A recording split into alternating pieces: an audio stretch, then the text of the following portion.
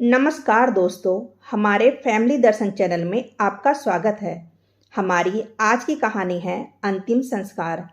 यह घटना उत्तर प्रदेश के कानपुर की है। धनीराम नाम का एक सेठ रहता था। सेठ धनीराम के पास अपने नाम के अनुरूप अपार दौलत थी। नगद पैसे और बैंक बैलेंस की कोई गिनती ही नहीं थी। हालांकि उन्होंने कुछ संपत्ति अपने बेटों के नाम कर दी थी ताकि आयकर बचाया जा सके, लेकिन यह भी सत्य था कि कई करोड़ों की दौलत उन्होंने अपने पास ही दबाकर रखी हुई थी। धनीराम के 3 बेटे थे और सब के सब बाल बच्चे वाले थे। पोता पोती भी जवान हो चुके थे। 75 वर्ष की उम्र में उनका शरीर भी काफी दुबला और कमजोर हो गया था। इस उम्र में काम तो वह नहीं कर पाते थे, इसलिए व्यापार चलाने का काम उन्होंने अपने बेटों को ही सौंप रखा था।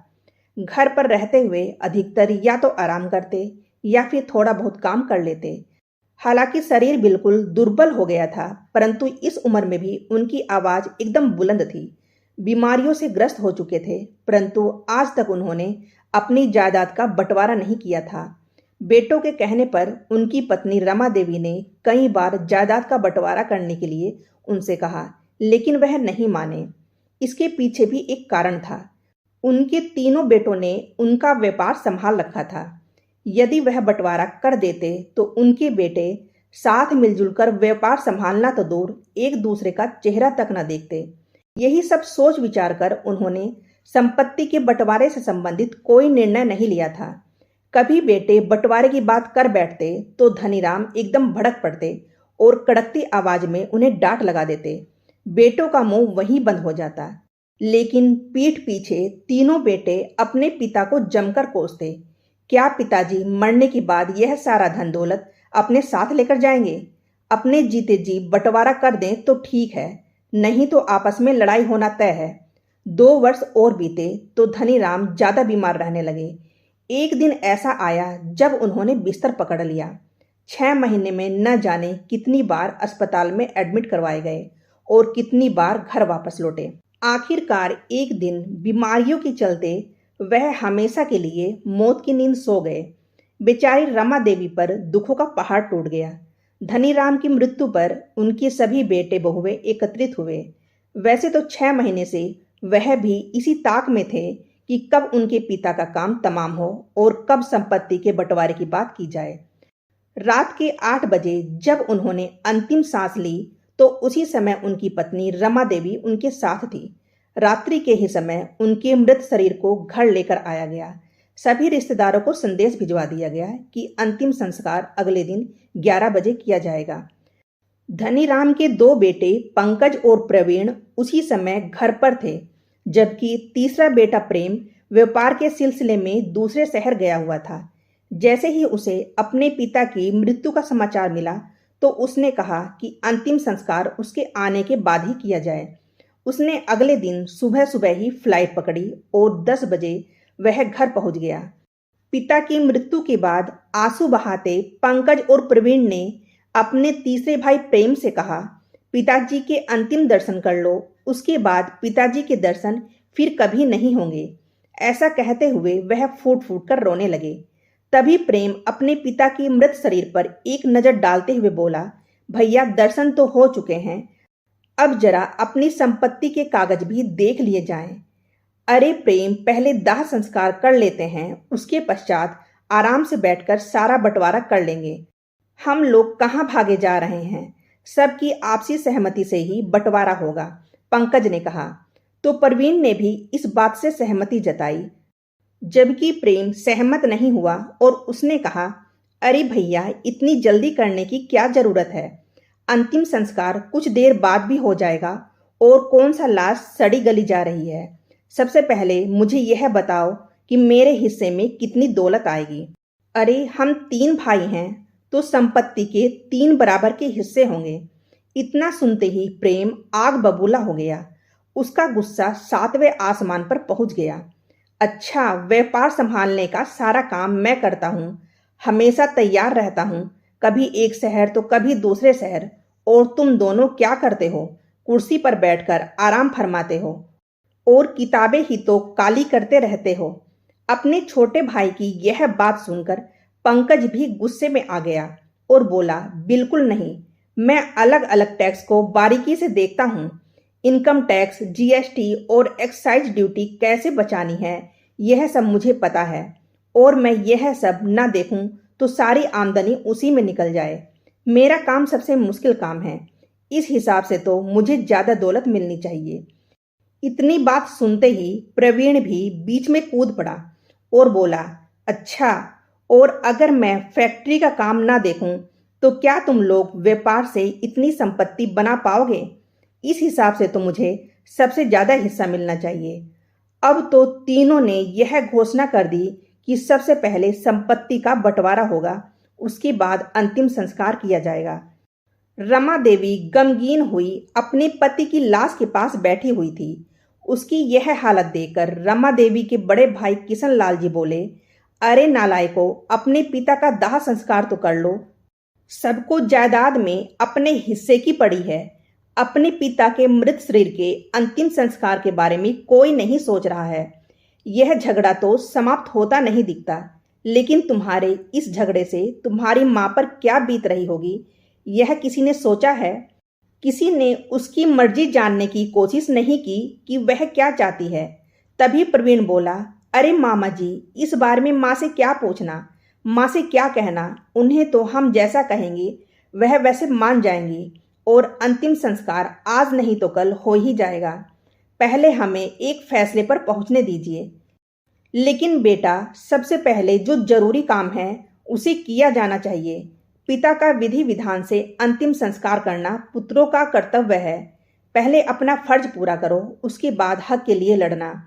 अपने माँ की इतनी बात सुनते ही प्रेम जोरदार आवाज में बोला, सब लोग कान खोलकर सुन लो, संपत्ति का बंटवारा तो आज ही बल्कि अभी होकर रहेगा। एक बार अंतिम संस्कार कर दिया तो फिर किसी के दिमाग का क्या मालूम कहाँ फिर जाए। मुझे तो अपने हिसाब से संपत्ति का बंटवारा चाहिए। प्रेम की बातें सुनकर घर में जैसा हंगामा सा खड़ा हो गया। इस दौरान रमा देवी उठकर अपने कमरे में चली गई और अंदर अपने भाई को बुलाकर उनसे कुछ बात करने लगी। इधर बात इतनी बढ़ गई कि अब तो तीनों बेटे आपस में लड़ मरने तक को तैयार हो गए।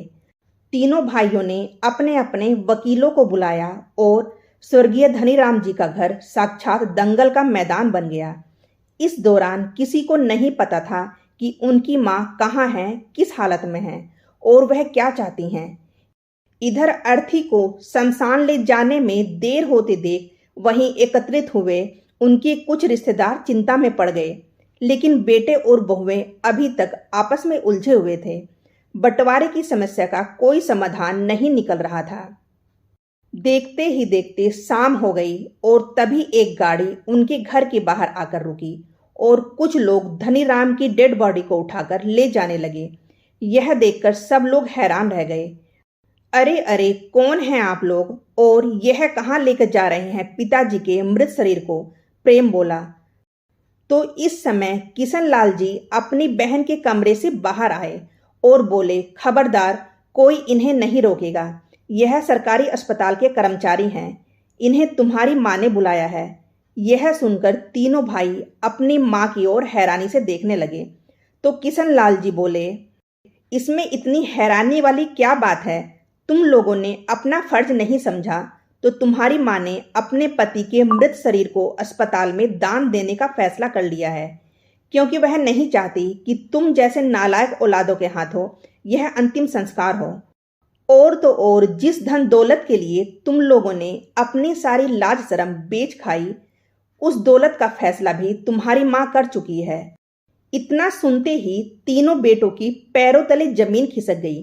तीनों अपनी पत्नियों के साथ तुरंत दौड़े दौड़े अपनी माँ के कमरे में आए। माँ, हमसे पूछे बिना आपने पिताजी के मृत शरीर को अस्पताल में दान देने का फैसला कैसे कर लिया? पंकज ने गुस्से से कहा। तो प्रेम भी आग बबूला होते हुए बोला, सारी धन दौलत के बारे में भी आपने ही फैसला ले लिया, हमें भी तो बताइए, आखिर करना क्या चाहते हैं आप? बेटे बोलते जा रहे थे जबकि उनकी माँ बिना पलक झपकाए छत की ओर निहारती जा रही थी। तभी बड़े बेटे पंकज को कुछ शक हुआ और माँ को हैरानी से देखा। जैसे ही वह अपनी माँ के नजदीक गया और उन्हें हिलाया तो इस समय उनकी गर्दन एक तरफ लुढ़क गई। रमा देवी भी इस दुनिया से सदा के लिए रुखसत हो गई। यह देख तीनों बेटे और बहुएं आश्चर्यचकित रह गए। इस समय पंकज की नजर मां के पास रखे एक कागज पर गई, जिस पर रमा देवी ने अपने हाथों से कुछ लिखा हुआ था। पंकज ने पत्र पढ़ना आरंभ किया। अपने जिन बेटों के लिए एक पिता ने अपनी पूरी जिंदगी न्यौछावर कर दी, दिन रात एक करके और मेहनत करके धन दौलत इकट्ठा की, आज इस पिता की लाश आंगन में पड़ी हुई है, अंतिम संस्कार का इंतजार कर रही है। इससे ज्यादा लानत की बात तुम लोगों के लिए और क्या हो सकती है। तुम लोगों को इतने लाड़ प्यार से पाल पोस कर बड़ा करते हुए मैं और तुम्हारे पिताजी ने कभी भी नहीं सोचा था कि आगे चलकर तुम हम लोगों का यह हाल करोगे। अच्छा ही हुआ जो तुमने अपने पिता का अंतिम संस्कार नहीं किया। मैं रमा देवी आज तुम लोगों से तुम्हारे माता पिता के अंतिम संस्कार का हक छीनती हूँ। तुम जैसी लालची और नालायक औलादों के हाथों अंतिम संस्कार से अच्छा है कि यह शरीर किसी के काम आ जाए और मरते मरते किसी को जीवन दान दे जाए। और हाँ, जिस दौलत के लिए तुम लोगों ने अपने पिता की लाश के सामने इतना हंगामा किया, उस पर कानूनन अब मेरा हक है और अपने इस अधिकार का प्रयोग करते हुए वह दौलत मैं इस शहर के सभी वृद्ध आश्रमों और अनाथ आश्रमों में दान करती हूँ। आज सारा पैसा मेरे और तुम्हारे पिताजी के बैंक अकाउंट से ट्रांसफर हो चुका है और दान दिया जा चुका है। पत्र पढ़कर तीनों बेटों और बहू की आंखें फटी की फटी रह गई। जमीन पर बैठकर अपना सिर पकड़कर रोने लगे। थोड़ी ही देर में अस्पताल से एक और एम्बुलेंस आई और रमा देवी के मृत शरीर को भी अस्पताल ले गई। तो दोस्तों, आपको ये कहानी कैसी लगी, लाइक और कमेंट करके जरूर बताइए और चैनल को सब्सक्राइब करना बिल्कुल ना भूलें। मिलते हैं एक नई कहानी के साथ। बहुत बहुत धन्यवाद।